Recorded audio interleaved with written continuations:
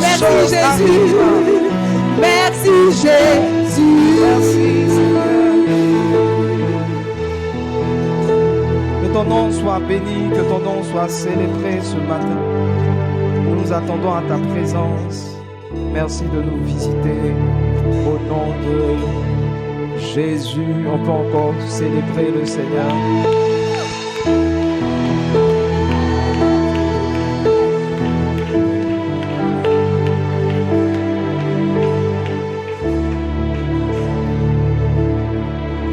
Amen.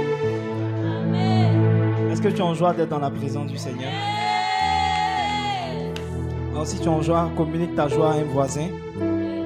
Dis voisin, je suis très content de te voir ce matin. Bénis 2-3 personnes et communique-leur la joie que tu as d'être dans la présence de Jésus.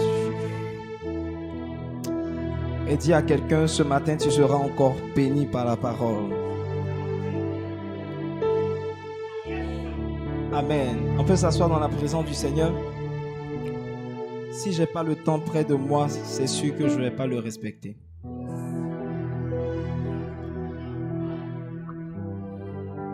Je suis sûr d'une chose. Si je n'ai pas une idée du temps, je suis sûr de ne pas le respecter. Quelle bonne parole introductive. Une belle parole d'introduction. Et je bénis le Seigneur pour ce culte puissant où je veux prêcher sur les camps. Dis avec moi les camps. Quel thème? Je regardais l'affiche du dimanche, je me demandais quel thème? C'est pas la sanctification, comment se sanctifier, mais c'est comment les camps peuvent avoir un impact sur votre vie. Comment les camps? Aujourd'hui donc je suis venu prêcher sur les camps. Il y a certaines personnes qui disent qu'on ne prêche plus Jésus. On prêche d'autres choses. Mais les camps là, c'est pas Jésus. La Bible dit, pendant qu'il marchait, il a été rencontré par des anges. Et il a dit, voici le camp de Dieu. Donc prêcher sur les camps, c'est prêcher sur la présence de Jésus. Alléluia. C'est quoi un camp? Un camp, c'est un moment privilégié où l'église se retire dans un endroit isolé et pendant un certain temps pour chercher Dieu. Est-ce que je peux revenir? Un camp est un moment privilégié. C'est-à-dire que tu ne peux pas l'avoir tout le temps. C'est un moment privilégié, si vous voulez, un moment spécial.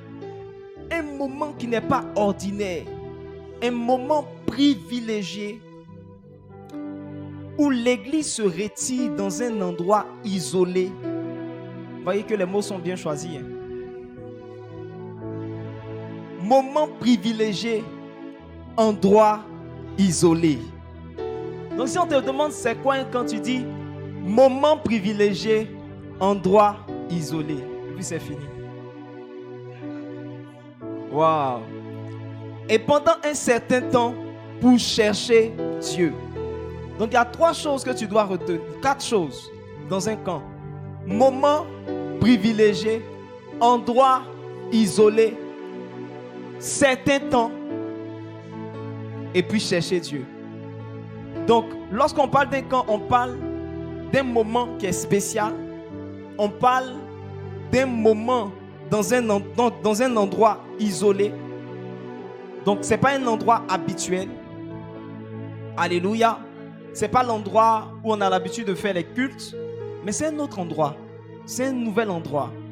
Et ceux qui nous suivent depuis quelque temps, vous allez voir que nous promenons dans Abidjan. Lorsque nous avons commencé la retraite du sacerdoce, nous avons commencé à la maison de Zoé, au niveau du nouveau camp. C'est là que nous avons eu la première retraite du sacerdoce.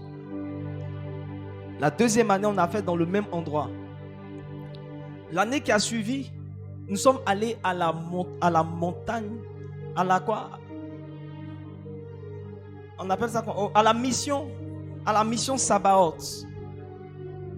Ça aussi, ça c'est vers après barrage, ferronnerie, pour ceux qui connaissent, qui sont habitués aux arrêts des Baka. Donc, si vous dites ferronnerie, vous descendez justement au carrefour qui mène à la mission Sabaoth. Nous avons fait 2 ans là-bas et après nous sommes partis à la quoi? Nous avons fait 2 ans là-bas et nous sommes partis à Sava. Nous sommes partis à Sava. Sava c'est vers 7e tranche. À Toban en allant vers 7e tranche. Et nous avons fait également 2 ans, je pense, ou 1 année, 2 ans ou 1 année en tout cas. On a fait 1 an, je crois, à Sava. On a fait une seule année. Et l'année qui a suivi, nous sommes allés à la montagne de Sion. C'est pas très loin, c'est juste à côté de Sava, mais c'était dans un autre lieu. On a fait encore une retraite là-bas. Et après encore, nous sommes allés dans un autre lieu qui est devenu notre lieu. La Sablière de Benjerville. Jamais nous avons fait plus de 2 ans dans un endroit. Mais bizarrement, la Sablière est cet endroit-là isolé que nous avons trouvé pour chercher la face de Dieu. Donc, vous retenez que c'est donc un endroit isolé.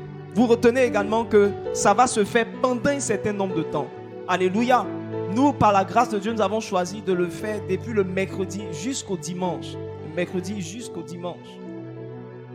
Plusieurs fois, j'ai voulu réduire, mais j'ai été convaincu par le Seigneur de ne pas le faire. C'est bon que nous soyons dans la présence du Seigneur. La Bible dit que lorsque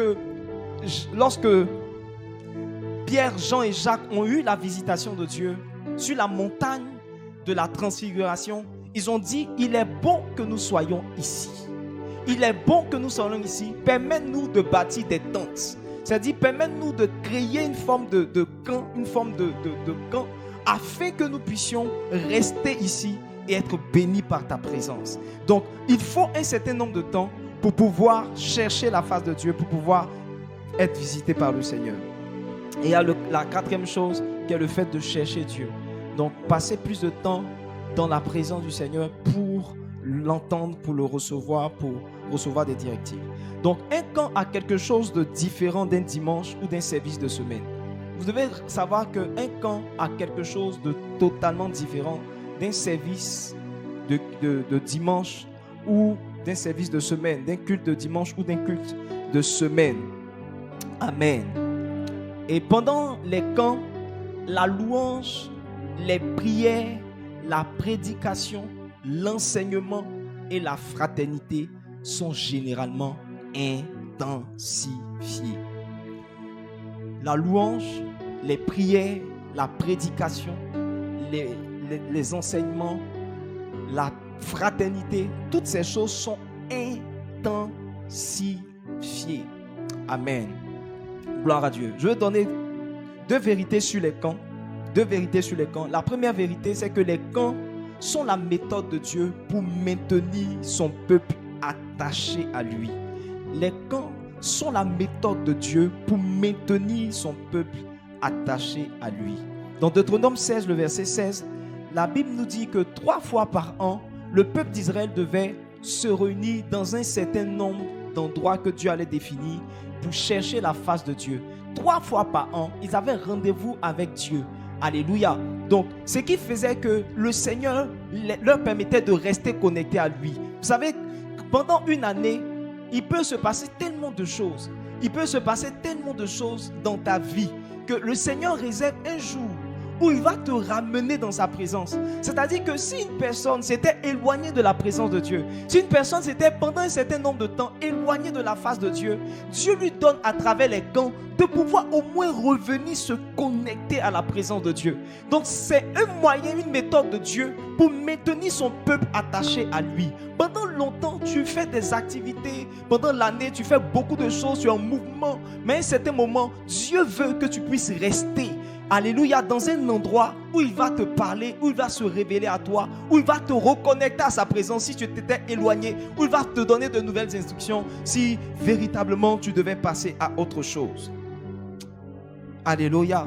Donc sans cela, le peuple d'Israël serait éloigné, se serait éloigné de Dieu. C'est par les camps que Dieu a réussi à maintenir le peuple de Dieu attaché à lui. Alléluia. C'est pourquoi, par la retraite du sacerdoce, le Seigneur va maintenir ton attachement au Seigneur. Si chaque année tu te donnes la discipline de véritablement être à la retraite du sacerdoce, je t'assure que tu ne perdras jamais ta foi. Tu ne perdras jamais ta foi. Même si tu t'étais éloigné de Dieu à un certain moment, si tu te donnes la discipline d'être à ce programme, je crois par la grâce de Dieu que le Seigneur te reconnectera à lui. Amen. La deuxième vérité que je voudrais dire est très prophétique et très il y a de la sagesse et de l'intelligence dans cette parole. C'est que les camps sont l'occasion. Écoute bien, je vais t'expliquer après. Mais écoute, les camps sont l'occasion pour recevoir des instructions cycliques de Dieu. Les camps sont quoi? L'occasion pour recevoir des instructions cycliques de Dieu. Regardez ce que je veux dire. Le fait d'avoir des cycles de rencontres avec Dieu permet au Seigneur de vous donner des instructions cycliques.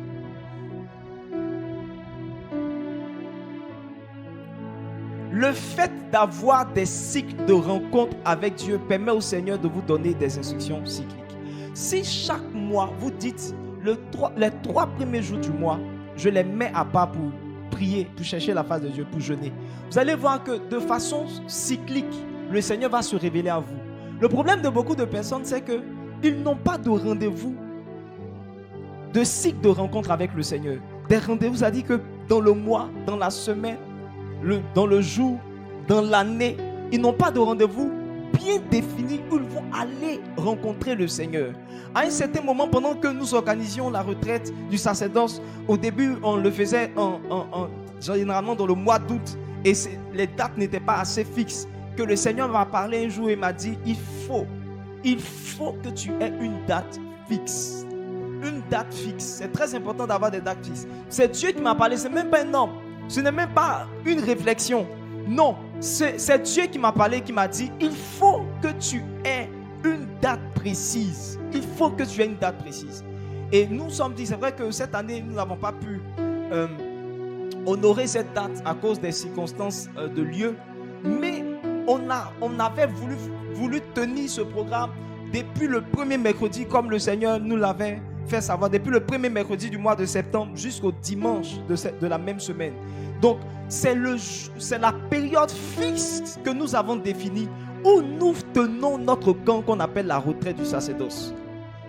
Et le fait de le faire de façon permanente, de façon cyclique, permet au Seigneur de nous donner de nouvelles orientations. Et la vérité, c'est que chaque instruction cyclique est l'instruction qui vous permet de rentrer dans une nouvelle saison de votre vie. Qu'est-ce que je veux dire? Je veux dire par là que si vous avez des rendez-vous périodiques, c'est-à-dire des rendez-vous une fois dans une période bien définie pendant l'année, vous allez permettre au Seigneur de vous donner de nouvelles instructions pour une nouvelle saison. C'est-à-dire que lorsque vous allez aller là-bas, c'est comme si le Seigneur va vous faire rentrer dans une nouvelle saison. Et quand je regarde l'église sacerdoce royale, c'est comme si notre année ne commence pas en janvier, mais notre année commence en septembre, à la retraite du sacerdoce. C'est comme si c'est à ce moment-là réellement que nous entrons dans les instructions qui vont nous permettre de pouvoir aborder la nouvelle saison. Généralement, c'est dans la période de la retraite, c'est pendant la retraite que je reçois le thème de l'année, que je reçois la pensée de Dieu pour la saison. Alléluia. Donc ça veut dire que la prochaine saison, l'instruction de la prochaine saison se trouve à la retraite du sacerdoce. Je suis en train donc de dire que tous ceux qui ne seront pas à la retraite du sacerdoce ne vont pas rentrer dans une nouvelle saison de leur vie.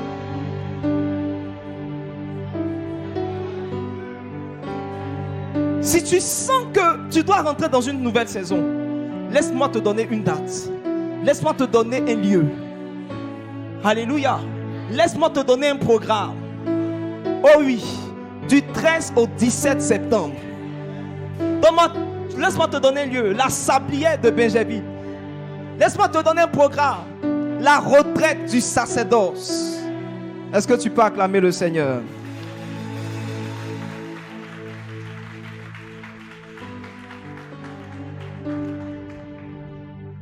Le point suivant que je voudrais toucher, c'est pourquoi certains chrétiens, je suis sûr que ce n'est pas toi, pourquoi certains chrétiens n'aiment pas les camps?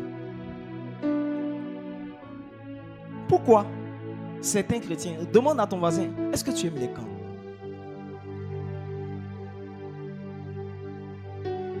Et il dit quoi? Il dit il n'aime pas. Je vais dévoiler ton voisin. Je vais dire des vérités. Mais vous devez comprendre une chose. Les vérités ne sont pas faites pour blesser. Elles sont faites pour corriger. Le piment dans une sauce n'est pas fait pour brûler, mais pour faciliter la dégustation. Certaines personnes n'aiment pas manger les sauces sans piment. Il y a même un peuple à côté qui a créé une sauce qu'on appelle piment, sauce piment. Le bio-cosseux. Bio-cosseux. C'est-à-dire, eux là, eux c'est piment, ils mangent. Sauce, piment.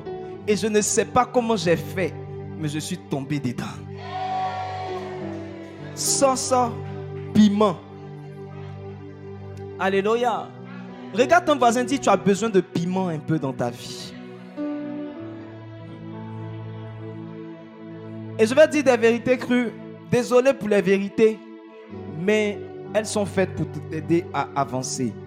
La première raison pour laquelle les chrétiens, certains chrétiens, pas tout le monde, certains chrétiens n'aiment pas les camps, c'est parce qu'ils sont ignorants. Luc 19, à partir du verset 41. Première vérité, ils sont ignorants. En fait, quand les camps ne te disent rien, il ne faut pas penser que c'est parce que tu es très spirituel. Non, c'est parce que tu es ignorant. Tu ne sais pas ce qui se passe dans les camps. Toute peur, toute crainte et certaines fois où on n'a pas envie de faire certaines choses, ce n'est pas parce que la chose n'est pas bonne. C'est juste parce qu'on ne sait pas ce que la chose va faire dans notre vie. La Bible dit, alors qu'il approchait, je n'ai pas mon écran, alors qu'il approchait de la ville, Jésus, en la voyant, pleura sur elle. Jésus, en la voyant, pleura. Jésus a commencé à pleurer. Il approchait de la ville de Jérusalem et il a commencé à pleurer. Non, j'ai pas besoin de ça. Mets ça pour le peuple. Mets ça pour le peuple. C'est le peuple qui en a besoin. Comme il s'approchait de la ville, Jésus, en la voyant, pleura sur elle. Pleura. Il a commencé à pleurer. Pourquoi il a pleuré? Verset suivant.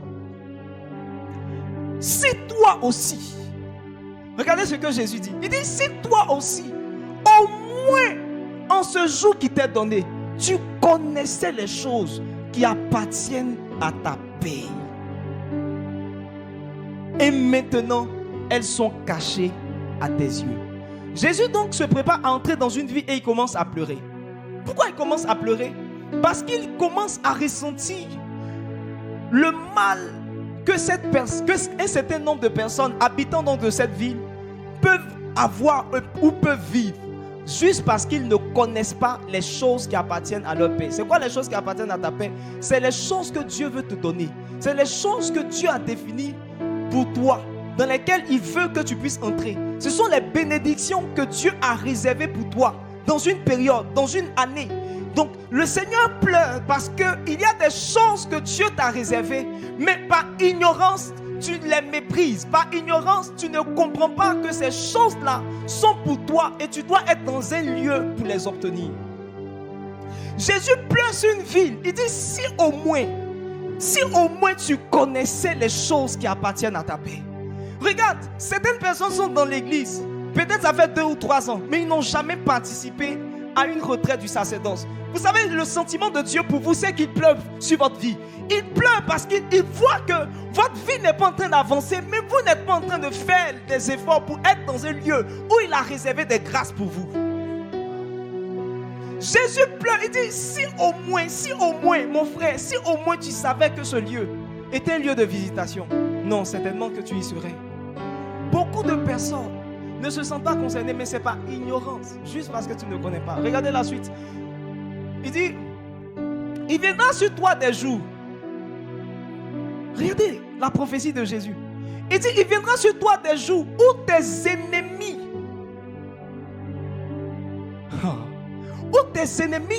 t'environneront de tranchées et t'enfermeront et te serreront de toutes parts. Certaines personnes, juste parce qu'ils n'ont pas été là où Dieu voulait les délivrer, là où Dieu voulait les garder, là où Dieu voulait les préserver, ils vont vivre des choses terribles. Ton ignorance va te perdre. La Bible dit une chose: mon peuple périt faute de connaissance. Ton ignorance, elle n'est pas sans prix. Ton ignorance risque de te détruire. Il dit dans ses paroles, il viendra sur toi. Toi qui ne comprends pas que Dieu a réservé des choses qui appartiennent à ta paix, à la retraite du sacerdoce. Laisse-moi te dire, je ne le veux pas, mais je lis la parole de Dieu. Il viendra sur toi des jours où tes ennemis t'environneront de tranchées. Est-ce que c'est moi qui dis?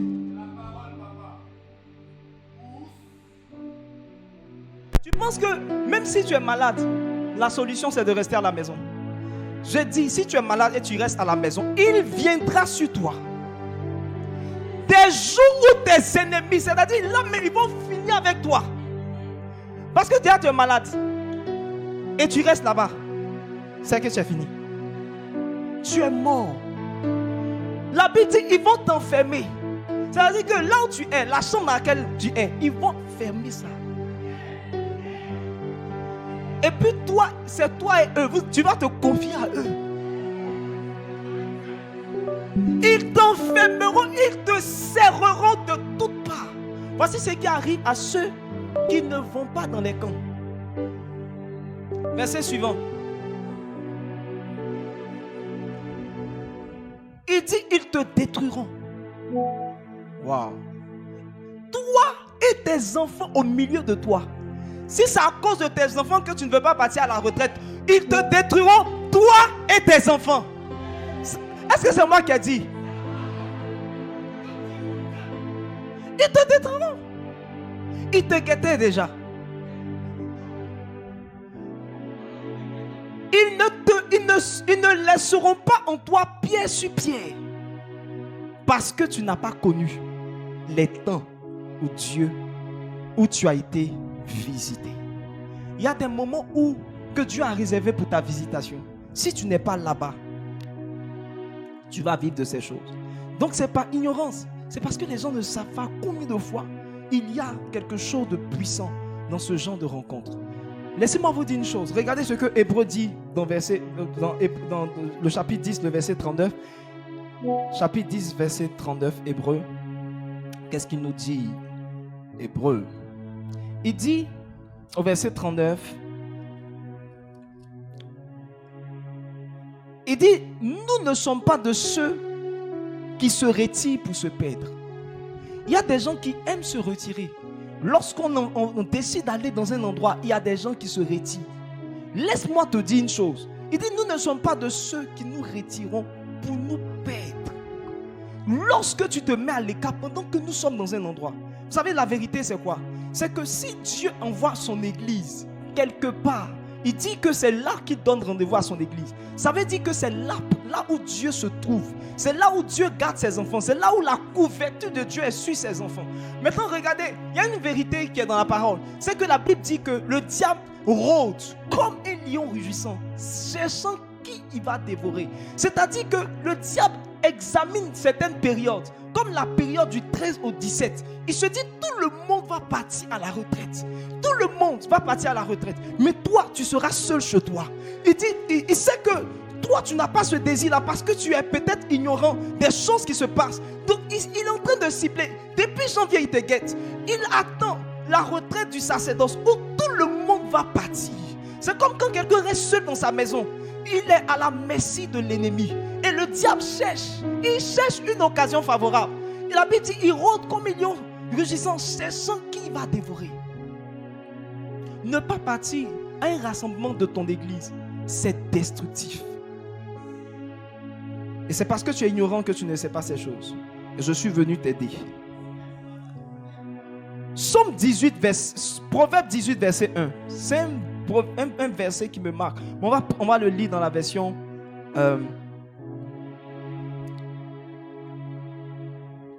dans la version Parole de vie, si on l'a. Parole de vie, on l'a. On a Parole de vie. Parole de vie. Donc, dans la Bible, 8 secondes, la Bible dit: celui qui se tient à l'écart cherche ce qui lui plaît. Il s'irrite contre tout ce qui est sage. Maintenant, regardez ce que la parole de vie dit. Il dit: celui qui se tient à l'écart des autres. Celui qui se tient à l'écart des autres cherche seulement son intérêt. Quand on veut l'aider, il se met en colère. Celui qui se tient à l'écart des autres cherche seulement son intérêt. Quand on veut l'aider, il se met en colère. On dit de partir à la retraite du sacerdoce, ça ne te plaît pas. On veut t'aider, tu ne veux pas. Pousse un voisin, dis: tu dois être à la retraite. Et puis regarde sa réaction.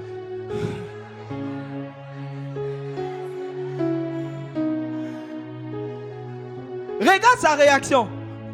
Quand tu veux l'aider, il se met en colère.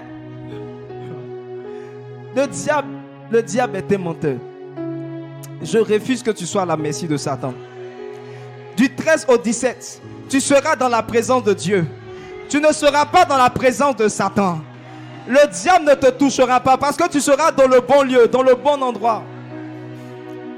La deuxième raison, c'est parce qu'ils sont orgueilleux. Ils sont orgueilleux. Vous savez, il y a des gens qui veulent donner leur avis sur tout. Ils veulent donner leur avis sur tout. Prépare-moi Zacharie 14 à partir du verset 16. Il y a des gens qui veulent donner leur avis sur tout. On dit: est-ce que tu seras à la retraite du sacerdoce? Bon, je vais voir. En tout cas, je ne peux rien promettre pour le moment. Mais je vais voir, je vais essayer d'aménager mon programme pour voir si je peux y aller. Tu es orgueilleux, mon frère. Ce qui fait que tu ne penses pas partir à la retraite, c'est que tu es orgueilleux. Parce que Dieu ne peut pas te donner rendez-vous quelque part et puis tu réfléchis. Tu n'as pas d'avis à donner quand Dieu te dit c'est là que tu dois être. Tu n'as pas d'avis à donner. Tu n'as pas de pensée à avoir. Tu n'as pas de réflexion à faire. Tu n'as pas de réflexion. Tu n'as rien à dire dans ce sujet. Du 13 au 17, tu n'as pas de questions à te poser. Tu dois être à la retraite du sacerdoce. Regarde un voisin, dis-lui: tu dois être à la retraite du sacerdoce. Tous ceux qui ne veulent pas aller à la retraite, c'est parce qu'ils sont orgueilleux. Et la Bible dit que l'orgueil précède la chute. Ton orgueil va te faire tomber. Zacharie 14 à partir du verset 16. Regardez ce que Dieu dit dans ce verset. Zacharie 14. Il dit: tous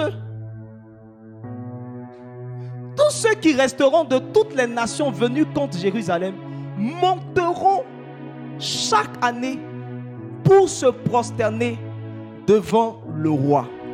La Bible dit donc un certain nombre de peuples, il dit: ils viendront chaque année pour se prosterner devant le roi, l'Éternel des armées, et pour célébrer la fête des tabernacles, la fête des tentes. C'est la fête des camps. C'est les camps. C'est là qu'il y avait des tentes. Ça parle des camps.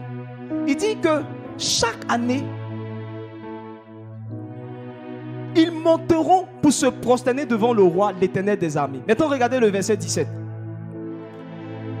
S'il y a des familles de la terre qui ne montent pas à Jérusalem pour se prosterner devant le roi, l'Éternel des armées, la pluie ne tombera pas sur elle. Si Dieu t'invite quelque part et tu dis tu ne vas pas, la pluie, qui est la bénédiction, ne viendra pas sur toi.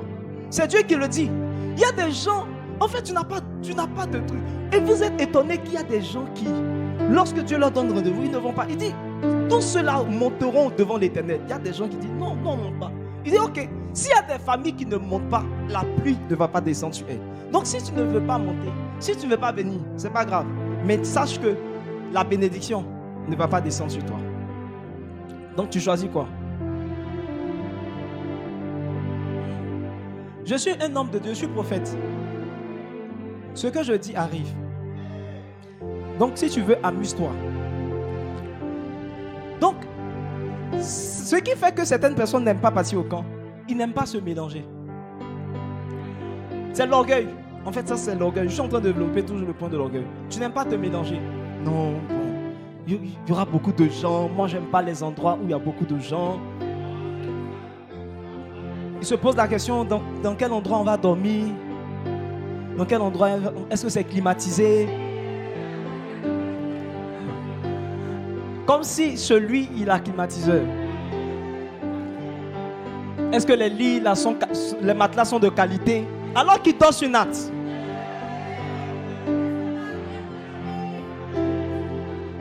J'espère qu'il n'y aura pas de moustiques là-bas parce que moi, mon corps ne supporte pas les moustiques. Mes yeux vont vers une seule claire. Mon corps ne supporte pas les moustiques. Moi, quand les moustiques me touchent, ça me donne des boutons, etc., etc. Donc, est-ce qu'il y a des moustiquaires imprégnés? Ton orgueil, tu es dedans là. Ça va te donner des conseils. Conseil ne conseille pas, non.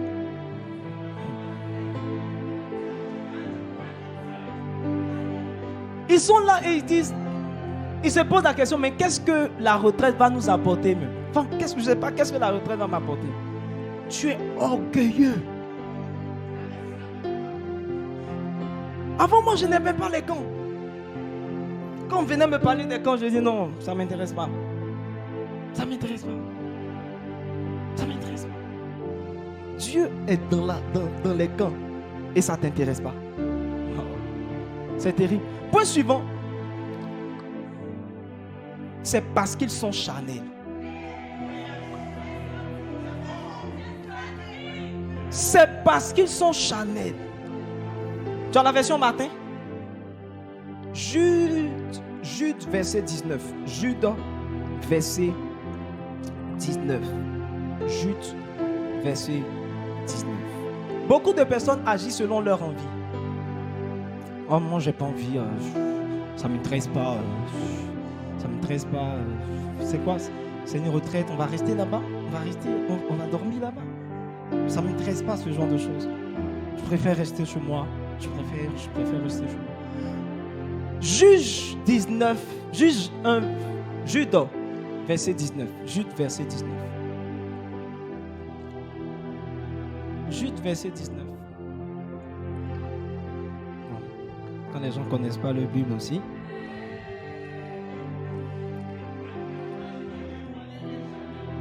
C'est compliqué.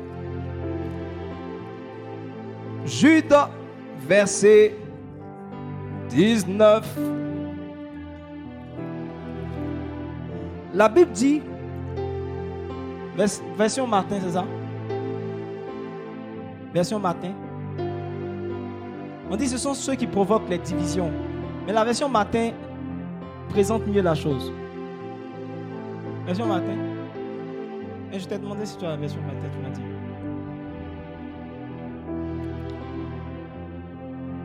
Quand tu ne comprends pas français aussi, c'est compliqué.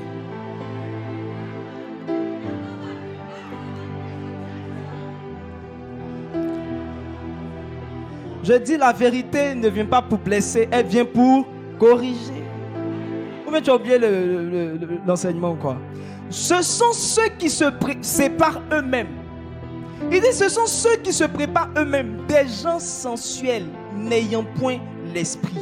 Ce sont ceux qui se séparent, ceux qui n'aiment pas se mélanger. En réalité, ce sont des gens sensuels, qui n'ont pas l'esprit. Ils n'ont pas le Saint-Esprit. Un moment spirituel doit t'intéresser si tu es spirituel. Un moment spirituel doit nécessairement t'intéresser si tu as un peu de spiritualité en toi. Si tu as un peu du Saint-Esprit en toi, un moment spirituel doit t'intéresser. C'est pourquoi vous êtes étonnés que des gens restent à la maison les dimanches. C'est parce qu'ils sont charnels. Parce que tout moment spirituel où Dieu est présent doit nécessairement t'intéresser. mais parce qu'ils sont sensuels ou encore charnels, n'ayant point l'esprit. Regarde ton voisin, dis voisin, est-ce que tu seras à la retraite du sacerdoce? Ils agissent selon leurs envies. Ils sont charnels. La chose suivante, c'est que ils sont satisfaits de leur position. Je l'ai dit le dimanche dernier. Ils sont satisfaits. Vous savez, quand vous savez que vous vivez une situation et que vous avez besoin d'un changement, vous allez partout où vous pouvez recevoir ce changement. Si vous êtes parti à Makori, vous n'avez pas reçu le changement, on vous dit qu'il y a un autre qui peut vous apporter quelque chose. Il se trouve à Logwale. Vous allez partir à Logwale. Si on dit non, c'est plus Logwale, c'est Kofi Kwamekro, tu vas aller à Kofi Kwamekro. Quand tu sais que tu as un besoin et que Dieu est la personne qui peut résoudre ton besoin, tu vas là où il se trouve et tu n'es pas fatigué d'aller là où il se trouve. Chaque fois qu'il y a une opportunité où le Seigneur peut agir, tu es là, tu es présent. Alléluia. Alléluia. Gloire à Dieu. Donc c'est parce que les gens sont satisfaits que certaines choses comme les camps ne les intéressent pas. Sinon, tu devrais tout faire pour être à un camp. Moi, je pose mes congés dans la période de la retraite.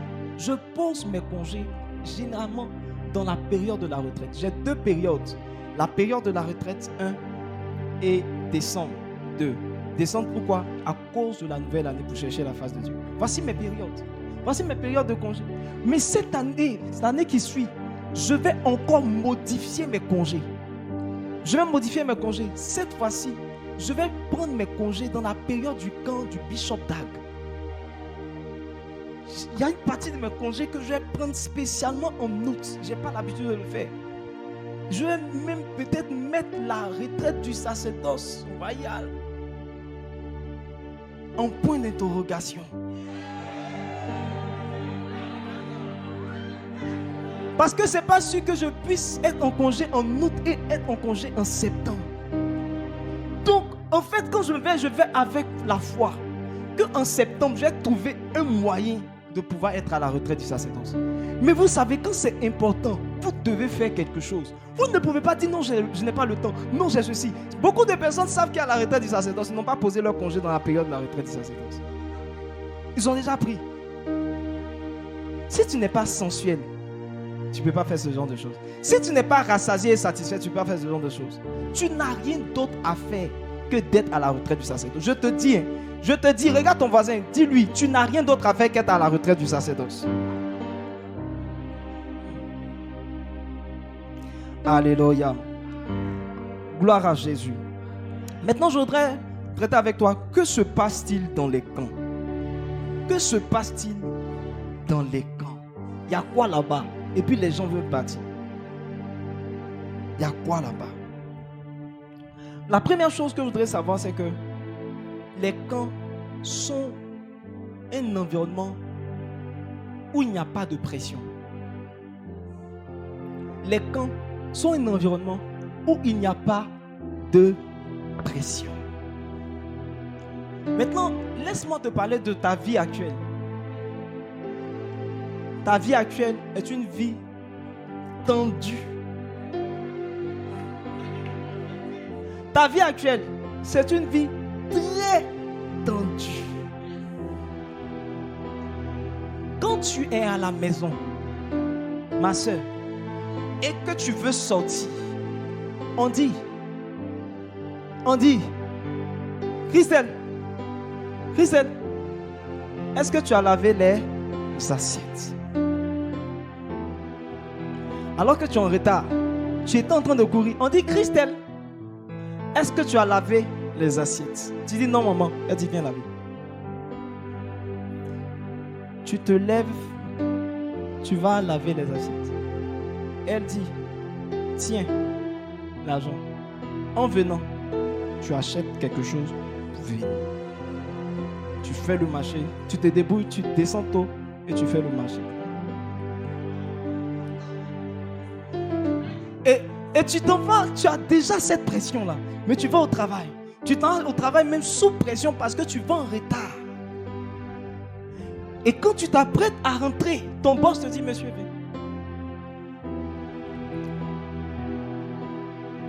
Donne-moi l'heure. Tu dis, chef, il est 8 heures. Et c'est quand l'heure de boulot? C'est quoi l'heure de boulot? 7h30, monsieur. Les 30 minutes seront retirées de ton salaire.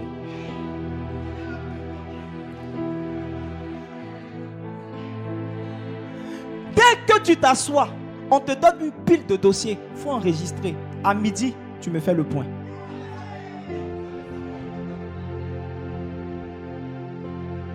Toute cette pile de dossiers, j'ai besoin de ça parce que je dois rendre compte au boss à midi. Donc débrouille-toi pour finir. Pression sur toi maintenant. Pression. Quand tu finis ça, d'abord on te donne plein de boulot dans la journée. Tu es emmerdé. Mais tu sais que tu dois passer au marché avant de venir. Et tu fais tout ça, tu tombes dans les embouteillages. Et on t'appelle. Tu es où? Tu es où? Tu ne sais pas qu'on doit manger à 19h. Ton papa n'aime pas manger tard. Pourquoi tant de pression? Et tu arrives. Tu n'as pas encore déposé de... Donc c'est moi qui vais préparer pour toi. Va te déshabiller, tu vas venir m'aider à préparer. Toujours pression sur pression. Pression sur pression. Si ce n'est pas ton enfant qui est en train de pleurer pour te fatiguer, ta fille ou ton fils, il porte certains noms en anglais.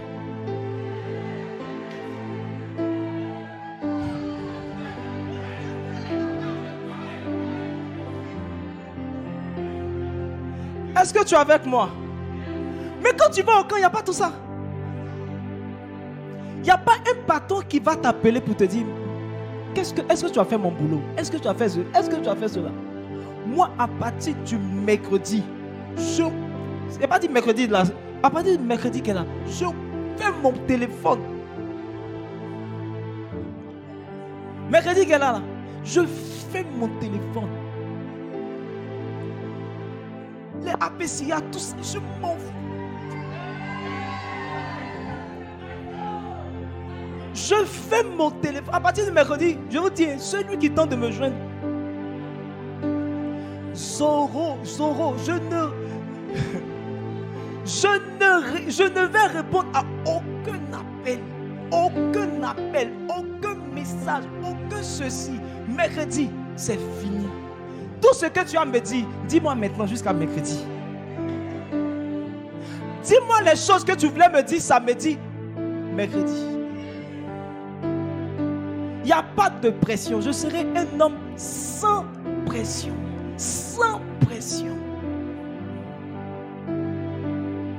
Est-ce qu'à l'heure où tu es sans pression?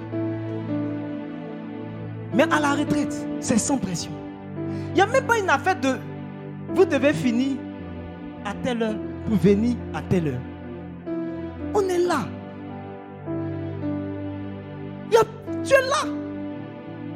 L'homme de Dieu, il est inspiré. Il veut déborder. Il n'y a pas une affaire de gestion de culte particulière pour venir mettre du temps. Si tu sens de pousser, si tu sens de monter dans les choses de Dieu, tu montes. C'est un environnement sans pression. La dernière fois, quand le pasteur Yannick Jati est venu, il devait finir autour, il a pris la parole, je crois, à 10h. Il devait finir normalement dans son temps, il devait finir à 11h30, de 9h30 à 11h30. Il est venu à 10h environ. Il a fini à 13h30, 13h30, 14h. Il n'y a pas de temps. Le repas de midi peut être mangé à 14h. On peut ne même pas manger. Sans pression. La faim ne nous fait rien. La soif ne nous fait rien. La nourriture ne nous dit rien. On dirait que quelqu'un ne veut pas dire amen à cette parole-là.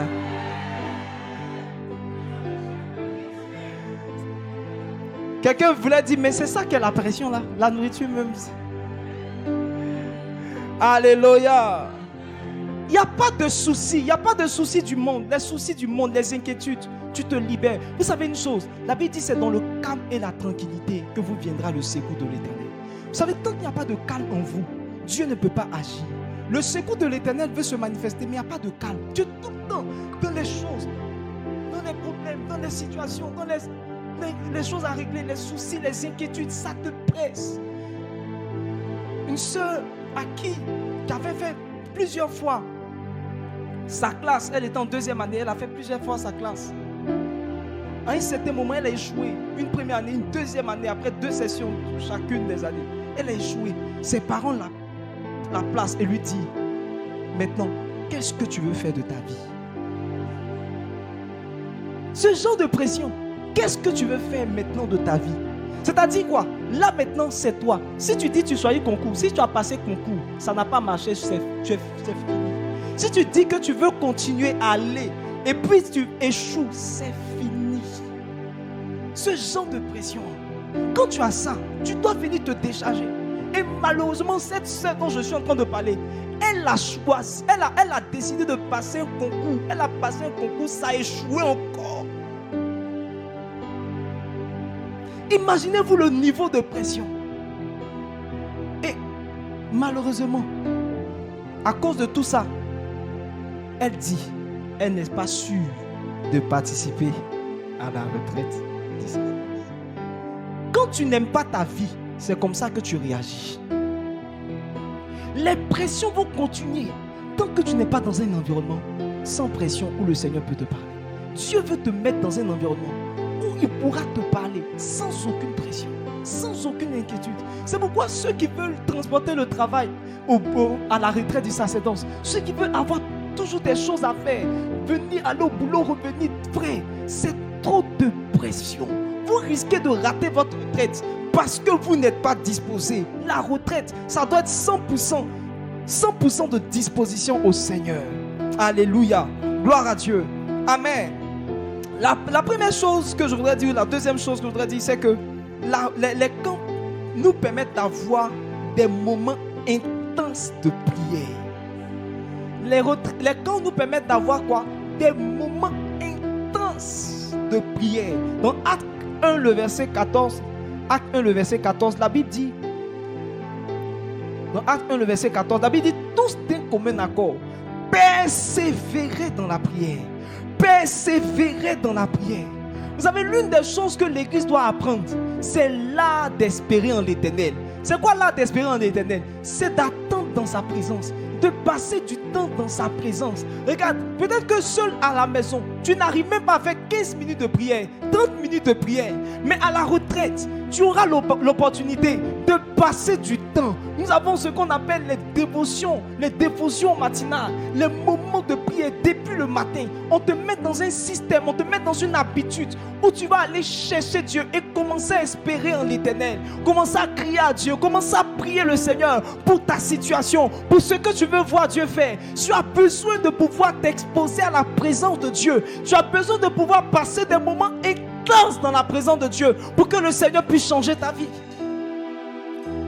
Et les camps favorisent les moments intenses.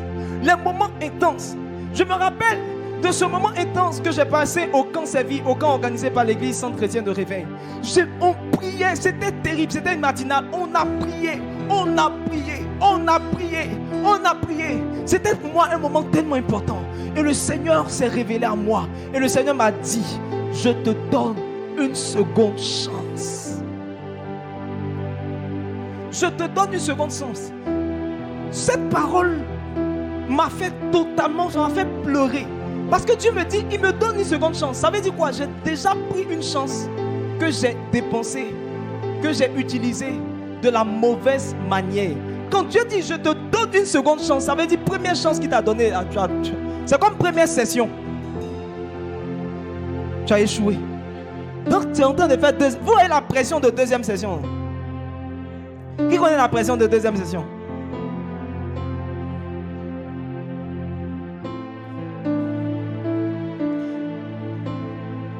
Si tu rates ça, c'est fini.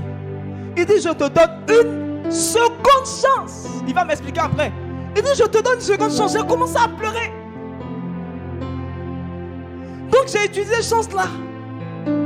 Jusqu'à c'est fini. Maintenant, il y a deuxième.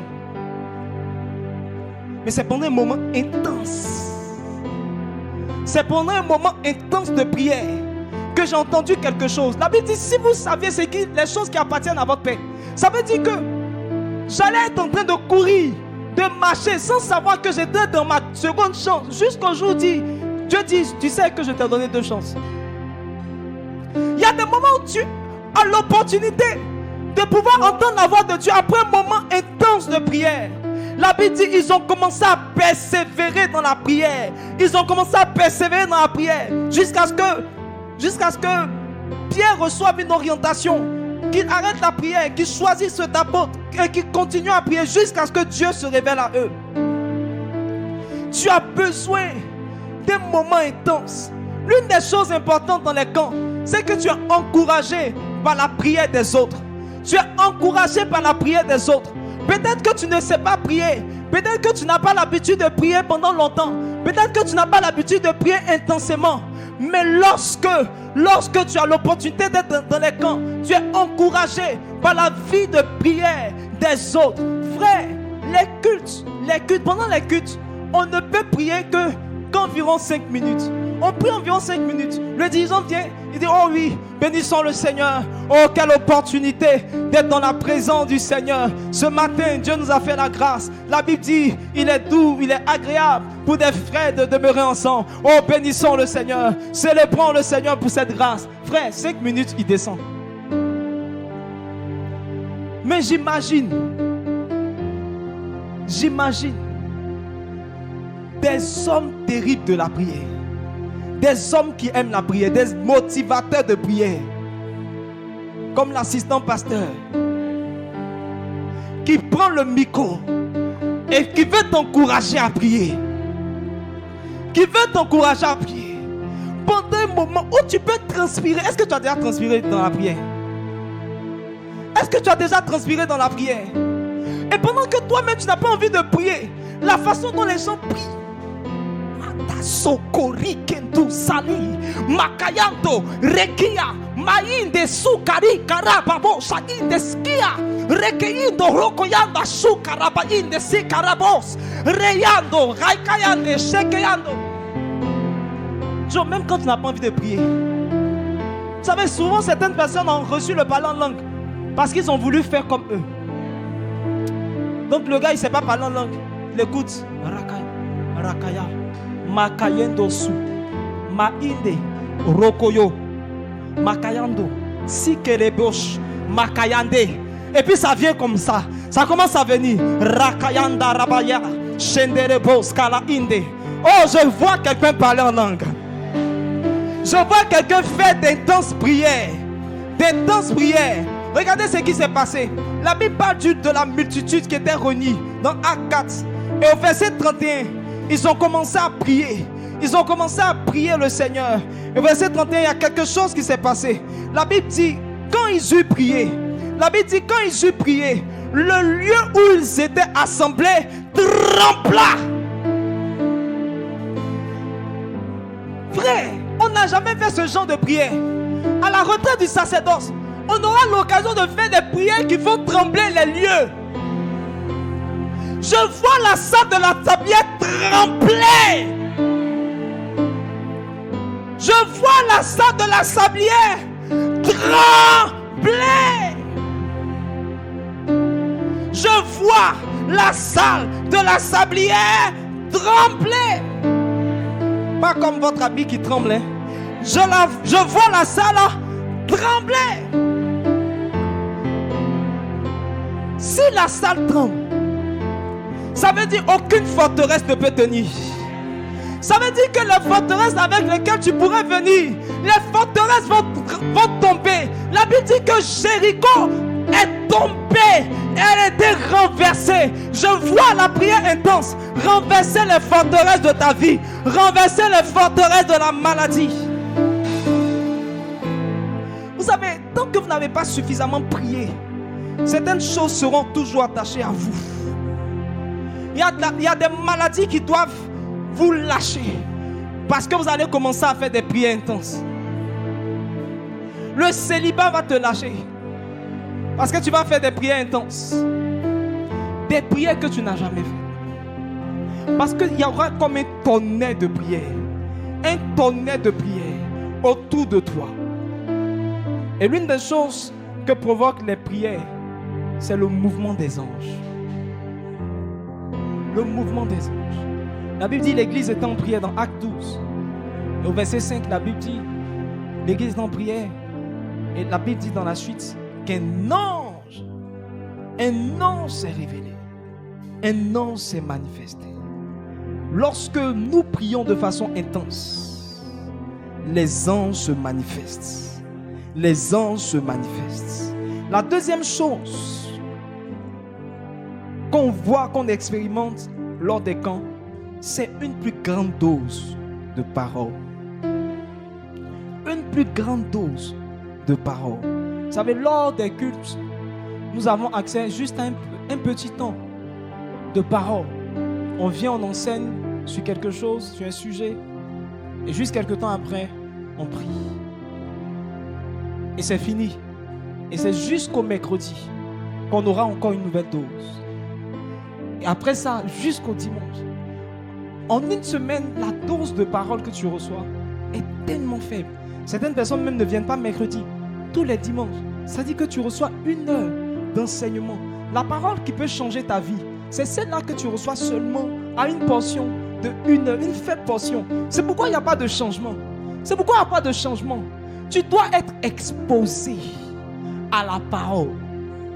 Tu dois être exposé à la parole. La Bible dit, Marthe était en train de s'inquiéter. Elle faisait beaucoup de choses. Beaucoup de personnes, malheureusement, seront en train de s'inquiéter à faire beaucoup de choses sans être à la retraite. Il dit, Marthe, Marthe, tu t'inquiètes et tu t'agites pour beaucoup de choses. Marie a choisi la bonne part qui ne lui sera point ôtée. C'était quoi la bonne part? La Bible dit, elle était assise au pied du Seigneur. Il écoutait sa parole. Vous savez, chaque fois que vous asseyez, ça veut dire que vous n'êtes pas pressé.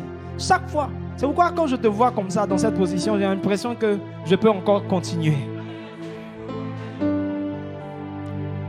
Quand tu vas rendre visite à quelqu'un et que tu n'es pas prêt à durer et qu'il veut te faire asseoir, tu dis non, je ne suis pas venu pour durer. Parce que quand tu t'assois, ça veut dire que tu es venu pour faire un peu plus de temps. Marie qui était assise au pied du Seigneur, elle était en train de dire au Seigneur, ce que tu as à me dire, dis-le-moi. Je suis là aujourd'hui. Oh, je suis là. Je veux m'exposer à ta parole. Je veux que tu me dises, que tu me parles. Dieu a besoin de te parler. Ton Créateur a besoin de te parler. Ton Créateur a besoin de te dire des choses qui vont changer ta vie. Et c'est pourquoi tu dois être exposé à sa parole. À sa parole. À sa parole. Ce qui est intéressant, c'est que la parole sera, premièrement, elle sera diversifiée. Il y aura plusieurs menus de paroles faits par plusieurs chefs cuisiniers de la parole. Alléluia. J'imagine la sauce que tu vas manger lorsque le pasteur Abel Ake va prendre la parole. Il a sa particularité.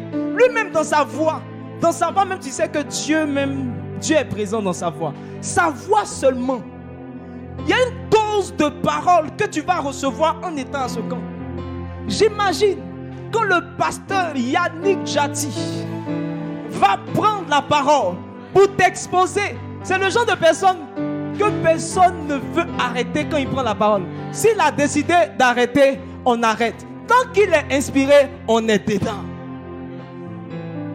Pour t'exposer à une transformation, pour t'exposer à une délivrance, tu as besoin d'entendre suffisamment de paroles. Alléluia. Je voudrais terminer par ce point, c'est que les camps nous permettent de nous rapprocher de Dieu et d'avoir accès à sa voix. Il a dit dans Jérémie 33, le verset 3, il dit, invoque-moi le jour. Il dit, invoque-moi, je te répondrai, je te montrerai des choses cachées, des grandes choses, des choses cachées que tu ne connais pas. Lorsque nous allons dans ce genre d'environnement, nous nous rapprochons de Dieu et nous avons accès à sa voix, à sa révélation. J'étais dans un camp au Nigeria, organisé par le bishop David Oyedepo. Et lors d'une prière, une dévotion matinale, il a dit une chose. Il dit, je me rappelle de cette parole, il dit que lorsque nous sommes enfants, nous demandons des choses à Dieu. Disons, Seigneur, donne-moi ceci, donne-moi cela. Mais quand nous grandissons, nous disons à Dieu, Seigneur, donne-moi, dis-moi ce que je dois savoir pour que je puisse avoir ceci ou cela. Donne-moi l'instruction dont j'ai besoin pour entrer dans telle ou telle dimension. Tu ne dis pas juste à Dieu, Seigneur, fais-moi prospérer. Mais tu dis à Dieu, qu'est-ce que j'ai besoin de savoir? Qu'est-ce que j'ai besoin de faire pour pouvoir entrer dans la prospérité? Seigneur, j'ai besoin de voir les choses changer dans la vie matrimoniale. Qu'est-ce que je dois faire? Ce n'est pas envoie le mari. Envoie le mari, c'est quand tu es bébé que tu dis, Seigneur, envoie le mari. Mais quand tu mûris, tu dis, Seigneur, qu'est-ce que je dois travailler? Tu dis, Seigneur, qu'est-ce que je dois bâtir en moi pour pouvoir avoir accès au mariage? Lorsque tu pries pour le travail, tu ne dis pas, Seigneur, envoie le travail, je prophétise le travail. Mais tu dis, Seigneur, qu'est-ce que je ne sais pas? Qu'est-ce qui fait que le travail tarde? J'ai besoin de recevoir cette instruction. Et j'étais sur cette montagne de Dieu et j'ai prié le Seigneur. Je dis, Seigneur, donne-moi de savoir. J'avais un sujet de prière qui me tracassait. Et le Seigneur va me dire, lorsque tu reviendras en Côte d'Ivoire, j'ai entendu la voix de Dieu, il dit, lorsque tu reviendras en Côte d'Ivoire, va voir va voir tel homme de Dieu. Regardez l'instruction comme elle est précise. Cet homme de Dieu là même, je m'étais fermé à lui. Mais Dieu m'a dit, il dit, lorsque tu partiras, va voir mon serviteur tant. Waouh! C'est pas lui que tu rentreras dans cette dimension. C'est pas lui que tu rentreras dans cette dimension. Tu as besoin d'entendre une instruction de destinée. Une instruction qui va changer ta vie. Dieu doit te parler pour que les choses changent. Tu as besoin d'entendre la voix de Dieu, mon frère. Et c'est pendant ces moments-là que tu peux avoir accès à la voix de Dieu. Oh oui, je vois le Seigneur orienter une personne, diriger une personne. Tu penses que c'est dur d'entendre la voix de Dieu? Non, c'est pas dur. C'est juste d'être dans le bon endroit, dans le bon lieu, dans le bon moment. Être en train de prier intensément et il y a quelque chose qui va commencer à monter dans ton cœur. Quand quelqu'un dit j'ai entendu la voix de Dieu, ce n'est pas toujours. Il y a des fois où on entend audiblement. Il y a des fois où on entend une voix, même quand elle n'est pas audible, elle monte dans notre cœur. Mais ce n'est pas toujours que la voix de Dieu se manifeste de cette manière. Souvent la voix de Dieu se manifeste par une pensée, une simple pensée. Tu es à la retraite et tu sens dans ton cœur que tu dois commencer un business, tu dois commencer quelque chose. Peut-être que tu priais et tu étais mal de pouvoir ne pas être indépendant sur le plan financier. Mais pendant que tu pries, tu sens dans ton cœur le désir de commercialiser l'attiqué. Tu ne sais pas d'où ça vient, mais fortement dans ton cœur, tu sens le désir de commercialiser l'attiqué. L'attiqué, peut-être que c'est négligé, mais il y a des gens qui se font des milliards dans l'attiqué. C'est terrible. Et spécialement, tu ressens cela dans ton cœur. Parce que le Seigneur veut te donner l'instruction qui va te permettre de changer de niveau. Peut-être que tu pries pour le mariage, mais ton cœur n'est pas bon. Ton cœur n'est pas droit. Et pendant que tu seras en train de prier sérieusement, intensément, pour dire Seigneur, montre-moi la chose dont j'ai besoin de savoir pour changer de niveau sur le plan matrimonial, tu vas entendre le Seigneur te dire, regarde, tu as gardé dans ton cœur une forme de blessure qui t'a privé de certaines choses. Tant que je ne réussis pas à travailler cela, je ne pourrai pas te faire entrer dans telle ou telle grâce. Et tu sens dans ton cœur la haine peut-être par rapport à quelqu'un à qui tu devais pardonner, mais tu n'as pas pardonné. Tu sens la haine pour quelqu'un qui t'a déçu. Et c'est le point, le nœud que le Seigneur voulait délier afin de te faire entrer dans une forme de grâce. Et tu as besoin d'un moment où tu peux attendre dans la présence de Dieu. Et c'est ça les camps, c'est ça les retraites. Alléluia.